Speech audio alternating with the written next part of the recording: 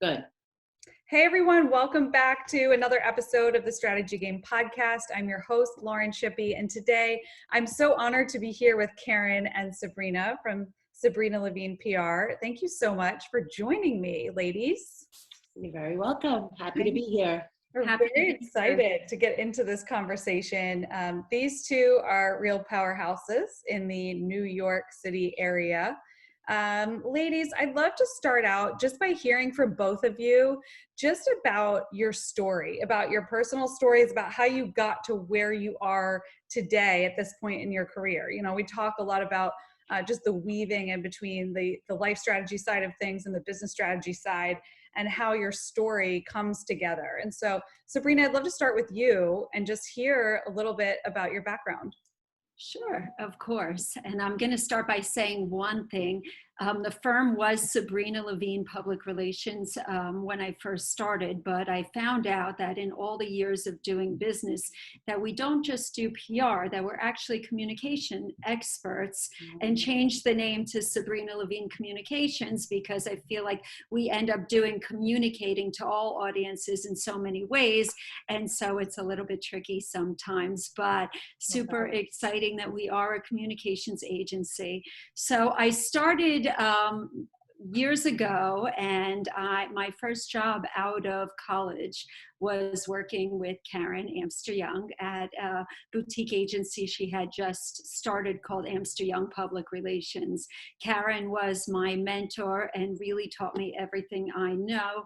She had a I don't know about that, but she had a Ketchum PR background, and basically she taught me that strategy and that process that's so critical in servicing accounts in a real strategic way. And so I was so happy after being there with her for 7 years to have been able to work so closely as her right hand on accounts and gathering and learning all of those details about servicing an account in the world of PR. Following Karen Karen and I worked on really exciting projects, and one of those projects was Fiji Water. And during that time, my best friend from college was Lizzie Grubman, and we were actually collaborating a lot with her agency. And putting Fiji Water at all of her events. And she would be giving us Sky Vodka or other brands she had launched for our events. And so it was kind of a natural next step that once I had really mastered all of more of the corporate training, that I had joined and partnered with Lizzie for 13 years, where she really taught me that celebrity buzz lifestyle hustle, which was a very different kind of PR. And what I learned in all of my years of training is that they both very much complement each other, and that I have these win-win experiences of making me the publicist and founder of my agency today. Love that. Thanks so much for sharing, Sabrina. Oh, I love that. And it's so cool how your stories weave together. So Karen. Well, yeah, she was definitely like integral to the growth of my agency from the second I met her. You know, one of the things Sabrina and I talk about is so many people, especially today, but even back then, don't understand that 1 minute you might be making coffee for someone, and then the next minute you're in a high level competitive pitch with, you know, a presentation. And when you have that attitude from day one, for any, you know, entrepreneurs, and I think they share this feeling, but so many millennials today especially don't really understand that you don't start your career as a vice president, that you have to be willing to, you know, take out the garbage, like I said, and then you could be sitting, particularly with boutique agencies, then you could be sitting in a very high-powered meeting and learning from, you know, other people in your agency as well as the client. And I think that's a very special quality that not everybody has. So Sabrina was right there with me. We really built the agency a good deal together. And Fiji Water, as she mentioned, we were their first agency of record, which before anyone even knew what that square bottle was. And amazing. That's why one door opens another door. So when I was looking for my first office space and I couldn't even afford it because I was in my apartment, I bartered with a client, so he would give me office space, and in exchange, we would do his PR. And they were like a marketing, packaging, display company for everything, you know, major displays in retail environments. So he gave me the office space, Sabrina, that's where we were kind of working from, right? In-house. And then he in-house, and then he introduced us to Fiji, and that Square Bottle was in the middle of the table, and we were their first agency of record for 5 years, I think. So that's a little bit kind of sharing my background, but kind of taking over where Sabrina had mentioned also about our work on that account, which was so exciting. I love that. That is so awesome. I actually am really excited about this episode because I am certainly not an expert in this realm, right? So I really focus on just digital marketing strategy and helping people understand their clients really well and develop strategies to be able to speak to them in the way that they want to be spoken to, right? But the world of public relations and broader communications, I'm looking forward to hearing about some of your work together, right? Your love for strategy at the heart. I think we share that, right? We all share that love for strategy, putting things together, collaborations. Can you guys tell me about some of the collaborative work that you've done and really what that looks like in terms of strategy when it comes to PR and communications? Yeah, before either of us address that, are you referring to collaboration, what we do on behalf of brands, or our collaboration, Sabrina and I? Yeah, what you do on behalf of brands, like what that Okay. looks like for them, how you're helping them figure out those pieces and put them together. Sabrina, you want to jump Well, in? And then I was going to start with when we worked on Back to Fiji together, because that was how we started really believing that the synergy of partnerships and relationships is so valuable in creating awareness and exposure. So when we were launching Fiji Water at that time, we were also doing promotions for Radu, the fitness expert's book.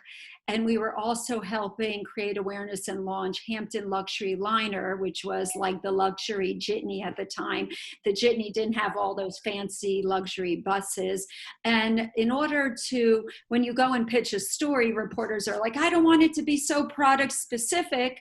Help me create a well-rounded story. So we would take anywhere from like 10 to 15 editors on the Hampton Luxury Liner to the Hamptons to spend a day with Radu, kayaking, and then have a beautiful lunch where the editors learned about health and hydration, sponsored by Fiji. And that time in that transitional mode when we were on the liner gave us the ability to sit down and network and really forge great relationships with the different media contacts, and helped us help them craft those stories, positioning different experts, not only our clients, but experts that would be valuable. So I think making sure that you're always a valuable resource to whoever you're working with as well. And so that was kind of how we really started working in building partnerships and strategy. And it was way before it really existed today. Now it's like a no-brainer concept that everybody does. right. It's very interesting because way before social media, Sabrina and I really saw the value of bringing brands together with other brands that complement one another and communicate similar values and similar messages. And so it kind of helps in so many ways because, like Sabrina said, the press is appreciating and respecting you because you're not just saying this water or this client is the best brand in the world. They're getting an opportunity to speak to numerous people to round out their story, as Sabrina said. But then you also have the synergies in terms of partnerships and how it can be a win-win for those brands. And that works with nonprofits too. So it's very important. Like today, a lot of companies are starting and they have their brands with a message, and it's very integral to who they're about. But who you align with is extremely important. So like Bombas socks is a great example. They give for every pair and we don't work with them. I would love to though. For every pair that they sell, they give a pair to the homeless. So they did that from day one. Whereas when we were first starting, years ago, we would often, and we still do, help clients decide which nonprofit makes the most sense for them to align with. Is it consistent with what the CEO is passionate about? Is it in line with their brand? Like if it's a wellness brand, it should be perhaps a health-related nonprofit. So bringing those kind of teams, companies and organizations together with a picture of the bigger strategy and the reason for that is something we love and something that's very important. And it really needs to be credible because consumers are smart. So if they feel like it's not genuine, and they won't buy into it. So it could impact sales and their awareness and the awareness of the company. So Yeah. I think that's really some good, important points. When we were putting these advisory boards together and bringing people from outside the brand to be a part of that company, it just opens up all these tentacles for events, activations, same thing, media, like we said, other message points for communicating to all audiences, whether it's consumers or, and that's so important to talk about too. It's not just about the press. It's all the different groups that our clients are trying to reach, investors, the business, other business, industry peers, as well as consumers. So, okay. yeah. So I love that overview, because that really gives me a lens into what you mean by PR versus the broader communications message. I think you just broke it down right there, which was so great. And I love the connection. I love the vision that you both have for the overarching strategy and not just one piece of it. Because when we work with clients, sometimes sometimes you have to bring them like back up to the overarching level, depending on who you're working with within an organization, to say, hey, this isn't just one piece, like this isn't just one series of social media messaging, or just one, right? There's a whole ecosystem here, and that ecosystem influences everything else, right? In every level of and Sabrina's amazing in that if she's not passionate about the client, and we both often laugh, like we rather turn down business than kind of, it has to be someone who shares. We want to educate them, but shares the understanding that people aren't usually going to be in the New York Times the next day. There's a process to the entire communication strategy that we develop. And that's why we often, even doing short-term assignments, you have to be very specific. What are you going to achieve in that short-term assignment? But ideally, you want a period of time. You don't want to be penny wise and pound foolish. You want at least a 6 month to a year program to achieve all of your objectives. It's really hard to measure results if you do less than that. And because we are proposing a multi-pronged approach about reaching the media, reaching consumers, reaching influencers, celebrities, then there's investors and business.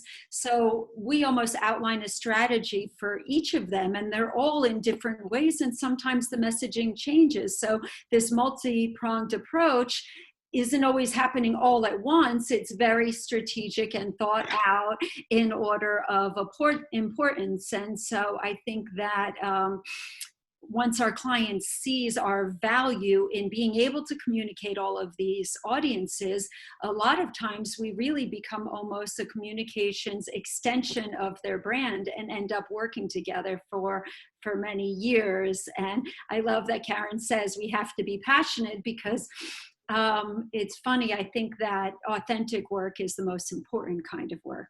And if I can't go out there and pitch you like I feel like I love you, that not being authentic, you could tell. And normally I'm so overly passionate that I'm beyond. Oh my God, Sabrina has like parties at her house. Okay, did you like invest in the company? Yeah, they become part of her family for sure. And I think that that's really also something that makes your agency stand out. A more recent example, Lauren, if is Stay Marquee, which is a high-end, a luxury vacation rental platform in the Hamptons that we've been working on together for a few years. So we can put aside the old Fiji example for a moment. And a lot of the same strategies and thinking gets applied today in what we've achieved for them, and hope to continue bringing great brands to their homes, which is one of the things that we're working on for them right now, is bringing luxury and other brands to people in their rental home so they can experience it right in their own kitchen or their own bedroom. So it could be a pillow that they put in the houses if it's a major design or retailer that wants to have more exposure for their products and their design services. And then it might be a new coffee in the kitchen. So partnering Stay Marquee's rental for their guests, they refer to them as guests, for their renters, with these brands, we hope to, that's another more current and very relevant in today's times example of how we're bringing clients together with companies for mutual benefit. I love that example, because I can totally picture myself on vacation, right? Staying at, you know, one of the properties, walking in, wanting something a little bit different and being delighted when there's a new kind of coffee or when there's Exactly. something, it just adds so much value because there's that delight factor. And, you know, I'm Yes. big on the delight factor. So I feel It's like all about experiential too now, and yeah. you know, being able to taste, smell, or see something right there, and it's even more timely, unfortunately, because of the pandemic. But it was a growing trend before this. Yeah, and that's funny because I was just going to ask you all, what are you seeing right now in the market? Like what's top of mind for the clients that you're working with? So experiential is big, right? People want to really Definitely. experience the products, but what else? What other trends are you seeing right now? Just to, yeah, with experiential, it's funny because of COVID, there's not so many large amounts of people, activations and things happening yet while the vaccine rolls out. But what through Stay Marquee, what's so lovely is that we're actually able to reach people at home while they're sheltering at home. So we're able to do that sampling for these big brands that's so valuable to them because their goal is to put their product in the hands of the people they want using them. And so I think that that has been an unbelievable platform for us to have to be able to help other brands gain exposure. You know, it's very funny. I think that social media and digital marketing has become a huge way of reaching consumers, but also just media exposure. It's really a combination of everything and making sure that you hit every bucket because they all support and reinforce each other. And one of the things, Lauren, that I think is companies still don't understand how indispensable communication strategy is. And unfortunately, well, the smart ones do, but unfortunately, and it's not always their fault, they look at it as sometimes something that they have to cut from their budget. And when they do that, there's ramifications that they end up realizing because, you know, especially with communicating to their audiences, having someone manage that on their behalf ultimately has implications for whether they're doing capital raising, whether they're, you know, trying to increase sales, whatever. And it's very important. You know, people often don't realize the critical, how critical communications management is. And I think that you know, it will continue to, I think, be something they learn and become more sophisticated about. And many of them are, like I said, but unfortunately, when there's a bunch of investors in the room and they're trying to figure out their budgets, you know, sometimes it used to be one of the first things to go. But I think now in this complicated world, it's even more critical for companies to engage experts. Yeah. And I think with just losing any kind of connection point with the client, Right. you know, there's a big downside to that I think can happen subtly, you know, and so I can see what you're saying about, you know, just the importance of a constant communication strategy where they're being proactive about developing that and anticipating the needs also of their clients, you know, and how they're going to interact with them. Right. I mean, the pandemic was a perfect example. How do you pivot? How do you, such an overused word this year, but it's true.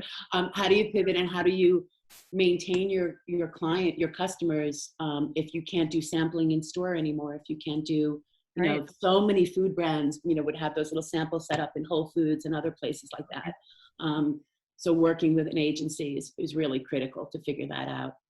So you all have really been a part of that strategy and, you know, can you give our listeners, like, are there any concrete or tangible examples you can give them of that pivot and how it's worked in this? Yeah, Sabrina, didn't you do that really fun thing with Wine Client or one of the ones I wasn't working on or any of those examples during the pandemic? You brought it to them somehow. Oh, the virtual tastings and things like that. Virtual wine tastings that we invited consumers to join in, which was really, I think that the fact that we have this virtual world we live in right now has been really lovely to make everything accessible to everyone, no matter where they are.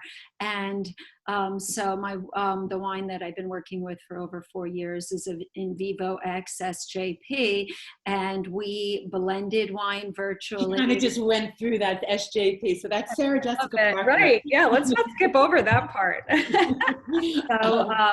So for the wine, the way that we created exposure was not only rolling out new vintages as they were ready and tackling the headache of getting them from New Zealand or Provence into the US, but once Right. we had the wine available, being able to do special deliveries to people at home to join our wine tastings, which we did virtually with not only the founders and the wine blenders over in New Zealand, but also with Sarah Jessica herself, and inviting media and being able to invite consumers to join. And so that was really special. I don't think that a wine had ever been blended virtually ever before our efforts, where they sent the grapes in small vials to Sarah Jessica, and they actually blended it with like the old school science bleaker kit and came up with the final blend of wine. And so being able to record that and publicize that was fun. Another client, Unova Center, which is an energy healing acupuncture center, one of the most well-renowned, founded by Dr. Jill Blakeway. We actually transitioned there a lot by doing virtual consultations, and our practitioners bought the herbal bars to their homes, where they actually created herbal remedies and tinctures to help people with different conditions, where we were shipping them out to their homes. Oh God, I didn't even hit you up to get that delivery. I could have used a lot of that. Yeah. So I feel like different businesses have to pivot based on their customer and based on the consumer's needs to make sure that you're staying current and in the forefront and building, mutually beneficial relationships. I mean, but I think what's so cool, Lauren, is that there's still this like tactile element to it. Like back when we worked together at my agency years ago, we were doing special deliveries and often creating custom boxes to have not only old school press materials in, but an actual product sample. And what's so interesting is not everything is social media every second.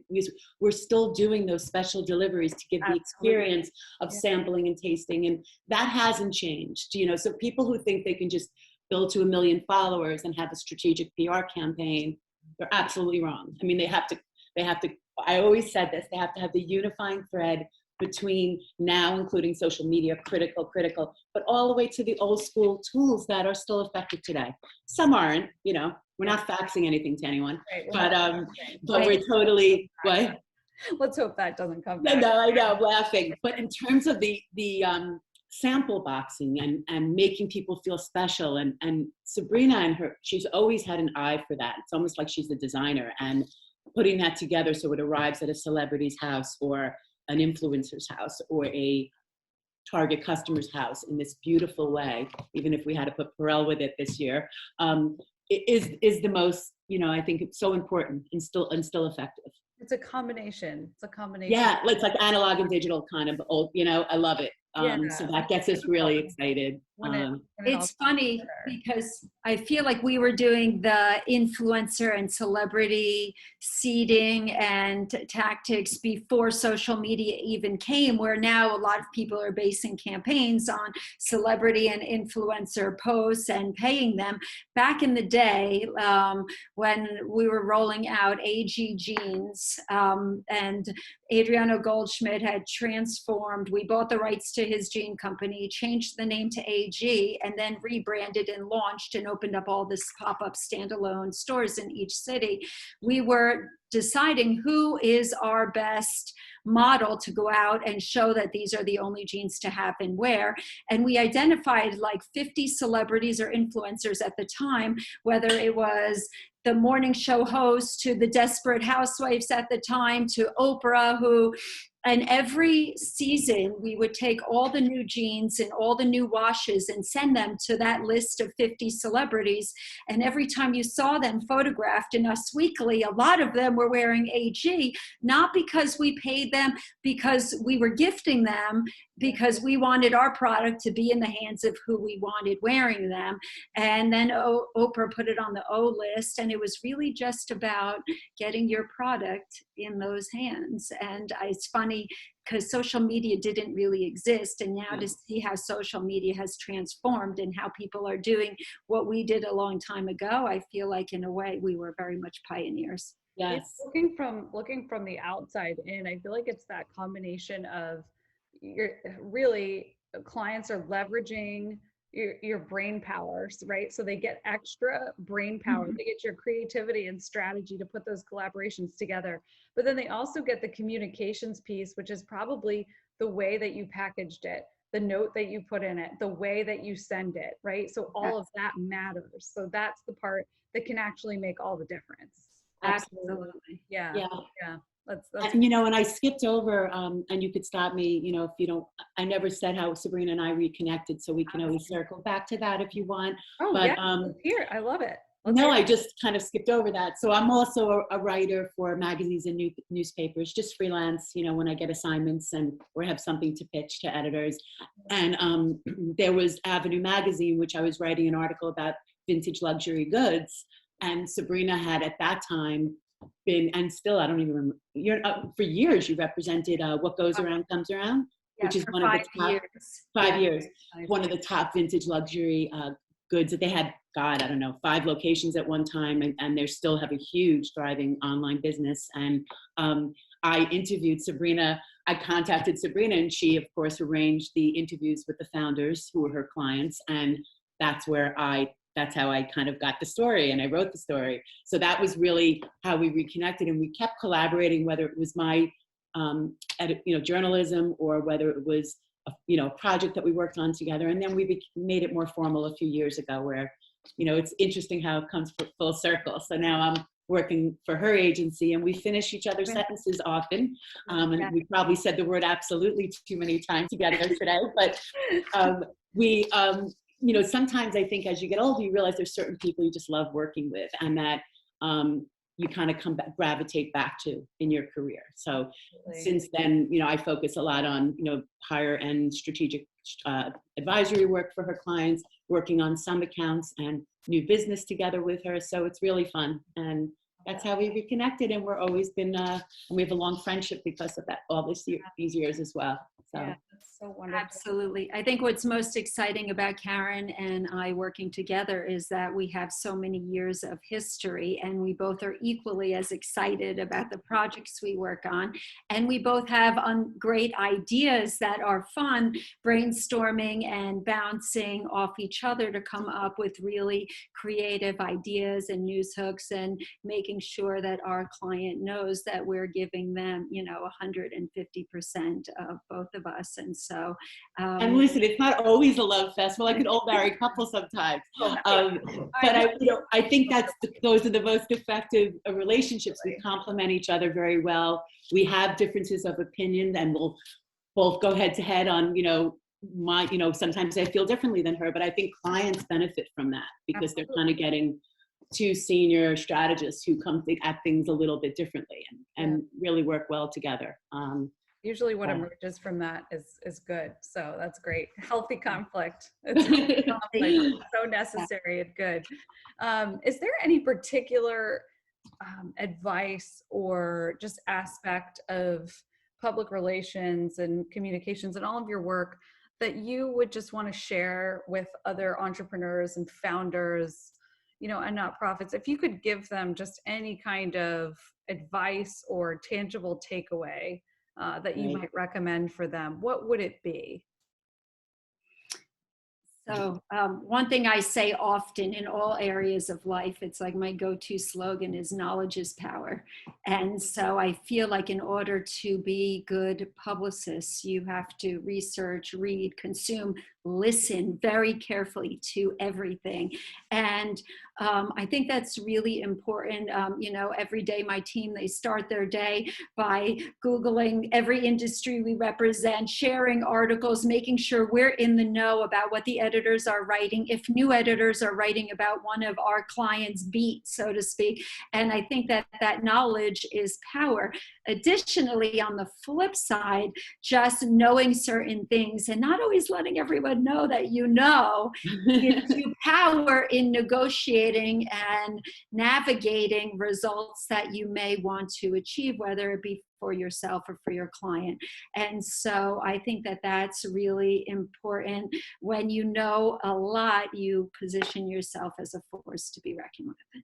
Yeah, no, definitely. And I always feel, especially for entrepreneurs, I mean, you either have this or you don't. There are some lessons in life that I'm still learning, especially my personal life. But with business, for whatever reason, I never felt rejected from no's. You know, like I said, some of my friends are way beyond me in other areas, but if they don't get a job that they're interviewing for, they like go into the bed and watch Netflix for 3 days. And for whatever reason, I was always, a no just made me wanted heart more, you know. And Sabrina kind of is like that too. She's got that hustle, and we're like, we wanted to be in new business pitches, even if we didn't get it, because that means you have to look at the positives of that. Is if you're in that company, then that means you belong there. And those other agencies might call you because they can't handle an account 3 months from now that is a conflict of interest for them. So you've met them, you've been in the room with them.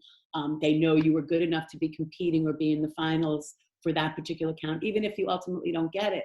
So I guess I would just say, don't let rejections ever stop you, is one of my big takeaways. Keep trying.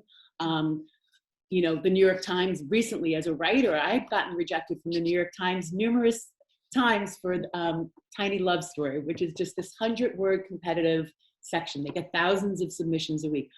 It took a major pandemic and other major things in my life, which I'll leave for the next, when my appearance on Dr. Phil next week, that I finally got a yes.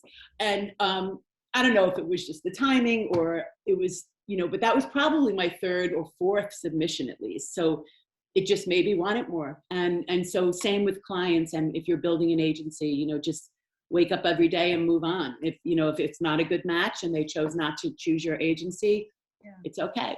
You know, there's benefits to that too, really. Encouraging. I think that's really encouraging to remember, because there are days where it gets exhausting, you know, it gets tiring doing, you know, fighting the good fight, right? So, well, it's 24/7 world now. And I always, you know, it's very hard to set up those boundaries, and you can read endless. I'm sure this is no news to anybody, but it's really important to make those boundaries, particularly the last year and how the world's going to continue working. I think at least a good part at home, you know, and otherwise you can burn out. I mean, there's many famous people who have written books about their burnout.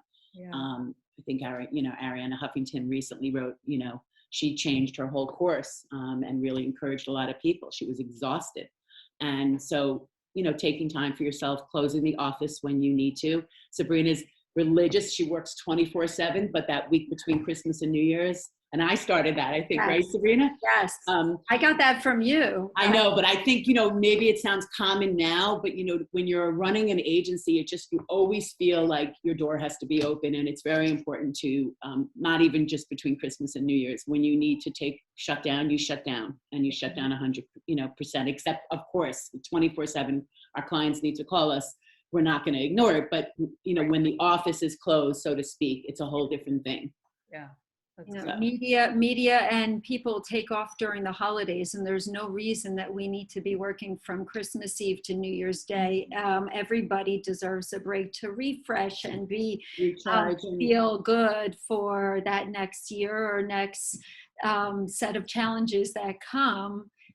You know, I'll go back also with saying that I think that you should work on what you love and respect and want to. I think that it can be really apparent in the work that you do if you're passionate about your clients. And I think sometimes when clients have come to us and just started with a 6-month commitment or a year, and now our roster is, every client is from 2 to 5 years, our clients, it shows that they really become an extension of our company, and that's why, and they become our family. And I feel like that's the best work that we do, is because we have that relationship.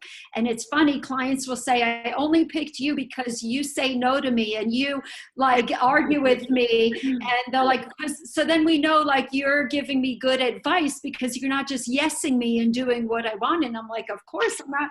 You don't know, I know. I'm going to tell you what you should do in this area, which hopefully helps them in the end while they build their businesses. Yeah, I love that. It's valuable. They know that you'll be honest with them. And I Mhm. think your passion for, both of you, wanting to be passionate about the clients that you take on. And if you're not passionate about it, it's not a project for you. And I think there's Right. something to be said for that, that you're willing to discern that and let that go if it's not working. So, Yes, definitely. And also, like Sabrina was saying no to them.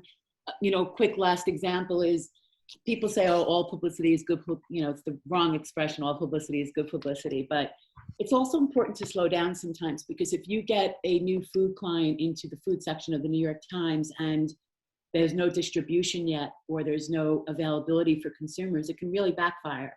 So sometimes, when you're excited and you're getting a product out and you're asking your agency, we want to get this publicity and this publicity, Sabrina and I will say, no, do you have distribution in that area? The last thing you want to do is alienate consumers before you've even gotten them as loyal customers. If they can't find the product or buy the product, yep. What good was that? So that's another thing, is slow down sometimes and really think about your strategy. That's really good. Yeah. Wise words. Thank you both so much for You're being here. very So honored to welcome. have both of you and looking Thank forward you. to just continuing the conversation. Absolutely. Thank Thank you. you.